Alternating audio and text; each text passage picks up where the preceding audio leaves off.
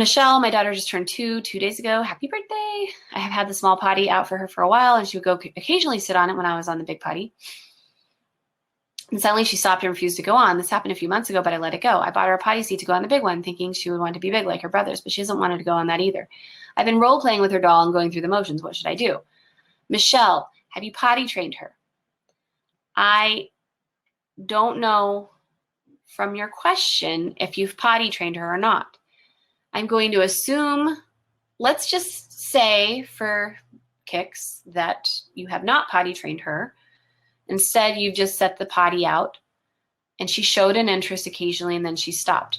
Why would a 2-year-old stop showing interest and refuse a potty? Because we've missed the sensitive period for toilet training, which is 12 to 18 months per Montessori. See the video in the comments. After that, the interest period for the toilet stops almost as quickly as it started. The interest in this particular part of self-care stops. That is why it's important to begin wrap up and actively wrap up during this period if possible. Yes, you'll have to support a lot during this time because they're very young, but it doesn't mean it's not happening or working, right?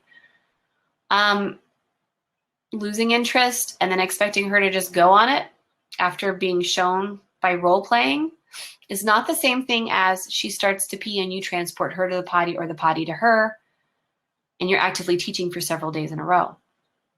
I really want you to potty train her if you haven't, Michelle. Children do not self-train. They just don't, unless they're like 4 and they're finally like, okay, my mom doesn't get it. I'm just going to stop using diapers and go to the bathroom because I'm in preschool, for goodness sake. I'm kind of being sarcastic, a little bit facetious, and I'm sorry for that, but I want to make sure that you've trained her. And if you have, then you need to do the training over again. And once you get, so she seems ambivalent about the potty, which probably means that she's getting that ambivalent from other adults in her field, you or somebody else who takes care of her. You need to get serious, 100% on board with potty training, and she will get serious, 100% on board with potty training. So get the tiny potty training book today, the one that I wrote, read it, do the training. If you've already done the training, then you need to start over and do it again. And the whole thing is, the onus is on you, Michelle, and I'm going to give you some tough love right here. The onus is on you. If your child shows no interest, it's because the parent has no interest. And you've got other kids, and I get it. I have 4 kids. It's hard to pay attention and if other kids have learned from each other, then you would expect this one to too, but it's not working. So what you need to do is get serious about toilet training, get yourself prepared, pep talk in my book. There's a free pep talk on my potty training book page, by the way. First 20 pages for free, and it'll get you in the right mindset to say, hey, I do need to do this. I do need to teach this because it's time. And at 2, it's not going to be as bad as it is at 2.5 and 3. It just gets harder and harder the longer you wait. So whether you've done potty training or not, do it.